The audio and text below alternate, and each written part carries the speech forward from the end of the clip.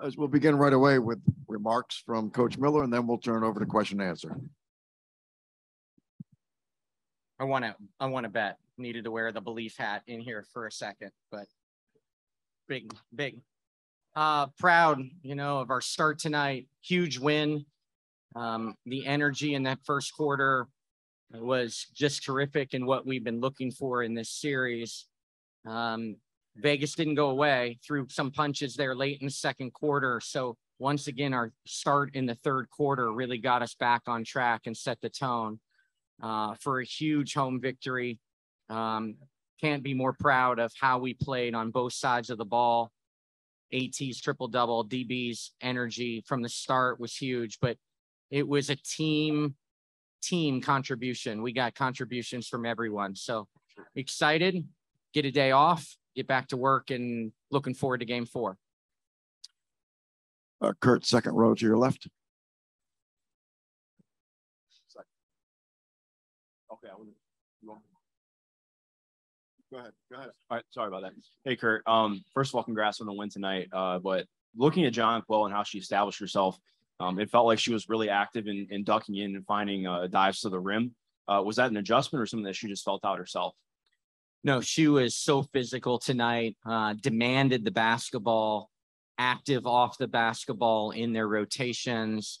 You just saw a determined JJ the entire time, a physical JJ, and just determined. Just really, really impressive performance. And that came through some foul difficulties, not getting a ton of minutes in that first half. So just really proud of the way she played. Curt, second row to your left. Curt, Aces jumped out to a 9-2 lead to start the game, and then you called timeout, and you guys were able to go on a huge run from there. What was said during the timeout? What did that look like for the team?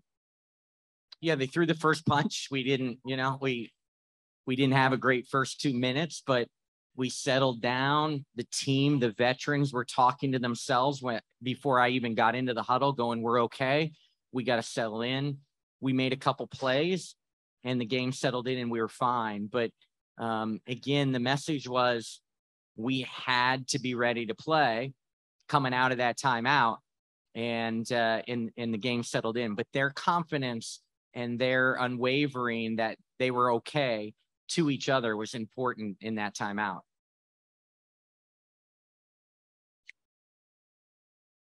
Try again, Lila. Okay. Just how similar did that feel to game 4 in the semifinals, with that energy, with your guys' backs against the wall in the elimination game? And what about this group and their mentality allows them to thrive in these moments? Yeah, I just think that that's a gritty team. And when you tell them they can't do something, it's going to make them try even harder and compete like crazy. There's just so much pride in that locker room that we are who we are. And they thrive. They thrive when their back's against the wall, and they thrive when someone tells them they can't do something. Curt, third row center. Before the game, you had said that you hope that y'all force the Aces to have a timeout. And I know you talked about it a little bit there, but were you in a way thankful for the way it unfolded, and the fact that you got that second to say whatever you needed to say and for players to talk to each other? Like, what were you thinking? I know you just said that right before the game.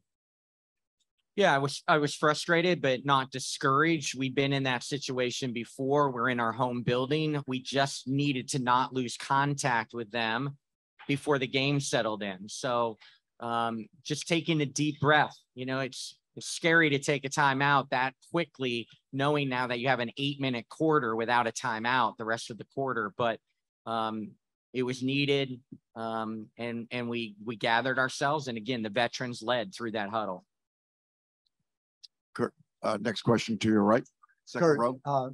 Becky said when we talked to her after the game, you guys weren't doing a lot different, but you were doing it much harder. And I just, 2 things on that. One, did you agree with that assessment of it? And also, what is it? Is it continuity? Is it, beyond even just simple pride that allows this team to find a level where you score 105 here, you score 104 and in Chicago with your backs against the wall? Yeah, I agree with Becky's assessment. We did a lot of things better, harder, more determined. Now, obviously, we made some scheming adjustments on both sides of the ball that, I think, have helped us. But in common things, you're not going to go away from who you are and who you've been for over 40 plus games. But we did them better tonight with more confidence, with more pace, with more determination, and more physicality. We got in the paint tonight and flipped it back again. They were terrific from the arc and stretches, but we were winning the points in the paint battle. I don't know what we got to in Chicago, maybe 66, something 60. We were very much in that same ballpark again. All right, everybody hang with us. I have a lot of questions here in the room. We're going to start the next four will be Kareem, Doug, Maggie, and Eden, and then we'll continue if we have time. Hey, Curt.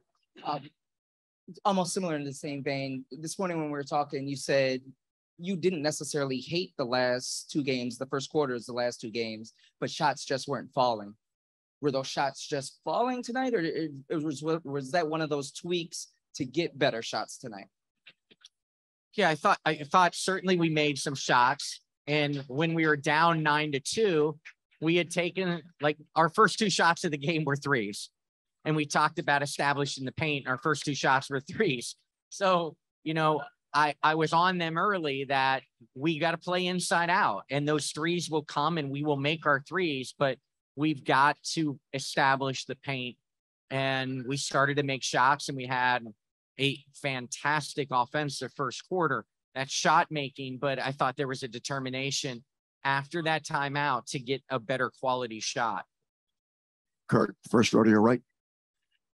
Curt, first off, if you care to share, what was the bet that you were in the hat for? Come on, I'm not going to share the bet, but belief, obviously, the big picture was that, we believe, and we don't care what anyone is saying. We're trying to block out that noise, and the word right now is belief.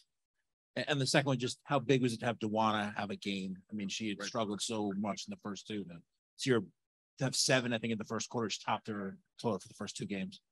Yeah, she's such a veteran, respected presence in our locker room. There's no secret that she has championship pedigree and has played on some great teams.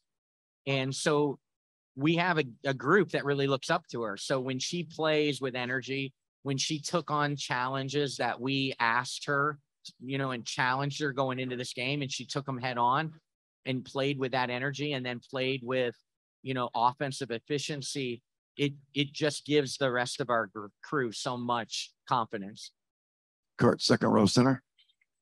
Did Alyssa Thomas know about making history before they announced it in the arena? And what was her reaction to it when she did find out? I don't honestly know, but with this group, they typically know as AT approaches triple doubles or has a triple double. Most of the time, our players know and have a good feel for that. So, but I don't know if AT knew it in the moment, if someone shared that with her. So I can't really give you that great answer. Curt, third row center. Yeah, Coach. I know toughness can be an overused word sometimes, but have you ever coached a tougher player than AT in your career? No. And it's what's remarkable, you guys, is that's every day. She doesn't know how else to play.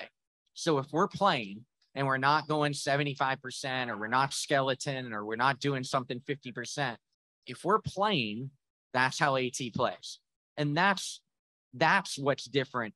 Hey, she's probably the toughest player I ever coached, but she's the most consistent player in terms of effort that I've ever been around. I know what I'm going to get every single day, and that's how she plays. And that's what makes her special. She doesn't know how to play other than that way. Curt, third row center. Putting Dawana on Chelsea, what did you see in the previous 2 games, and what made you decide to do that this time? Length. Chelsea Gray's numbers are historic right now on contested shots. So we're pleased going into tonight, 2 games, 27 of her 33 shots in this series had been contested. 27 contested shots. So we were staying in plays with her, trying to make them difficult, but she has an incredible release point and an incredible knack of scoring while contested. So we decided a little bit more length on her, and we knew everyone's going to guard her. Everyone's going to guard her tonight, but let's put some length on her. Curt, standing to your right. Coach, can you talk about the play of John Quell Jones, particularly in that third quarter when you guys started to open up things a little bit and went on that little run there that got things going? Yeah, it wasn't necessarily play calls that were exclusively for her. You know, as I always say, players help themselves. JJ had determination to get catches. She was aggressive and active off the ball and made herself available to a secondary pass. I mean, we had 32 assists tonight, 32. And so again, we were sharing the basketball. That's when we're at our best. And she played with energy in that third quarter and was terrific. I know you touched on this. Curt, third row to your left, Curt. I know you touched on this a second ago with Alyssa Thomas, but when she records this triple-double within the flow of the offense, not trying to do too much and stays within your style of play, how does it make you feel as a coach? We put the ball in her hands a lot tonight. And, you know, when things work as a coach, you feel really good that you push some right buttons, but she's so unselfish. And, you know, her and Candace are the two best facilitating forwards in the world. And it's just really fun to watch non-point guards share it. And, you know, tonight she just sprayed the ball around all night. And it was fantastic to watch. Curt, fourth row to your left. Hi, Curt. Earlier before the game, you talked about balancing just being loose and having fun and then also being disciplined. Can you talk about just what discipline you saw from your group, especially as the Aces kind of closed out the third quarter with some momentum and then heading into that fourth? Yeah, I thought our group was poised through some of the punches back. You know, like we threw a couple of knockouts in that first half, and all of a sudden it was an 11-point game. So there was poise coming out of halftime. There was poise during the runs in the second half. A maturity that even when they scored, they were confident with what we had planned and what we tried to scheme differently tonight. And they just stuck to it. And they stuck to the discipline, even through some of those stretches where they were scoring. Sometimes you overreact and you lose some of your discipline because you get a little bit anxious that they're having success. We stayed disciplined and we stayed poised all night. Just a quick follow-up. Can you talk about Alyssa Thomas specifically and kind of, you know, the discipline she showed tonight?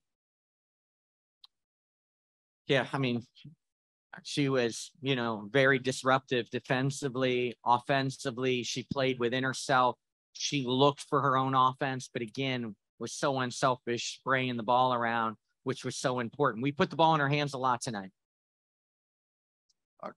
We have time for just a couple more questions. One in the room. We're going to try to get to one on Zoom. Curt, third row center. Hey, Curt, I'm just curious what this game represents for your team. It's a good question. Toughness, you know, a grit, a fight, that, you know, that we're not going to go away, that we're going to force Vegas to beat us. And, you know, it's just uncanny how much adversity this team's had. You know, 2 ACL injuries, losing your leader in the locker room right off the bat for the third year in a row, have something that we have to pivot from. In adversity within our locker rooms, COVID, you know, the passing of my mother, you know, the daily grind that you deal with in a WNBA locker room, all the adversity that we have overcome to put ourselves in this position is just, I'm so proud of them that they just continue to have a grit and a fight and a determination about them. All right, we're going to go to one question on Zoom. Stephen, go ahead.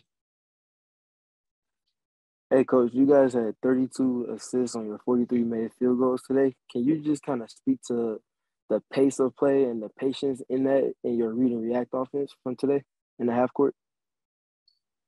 Yeah, again, we shared the ball terrifically tonight. We were aggressive in and out of actions. I thought we played with a better, more successful tempo tonight. I thought the ball stuck at times in games 1 and 2. We slowed down to a fault. And again, some of the physicality of our screens, but our tempo was better, which really contributed to the high assist totals. Curt, thank you.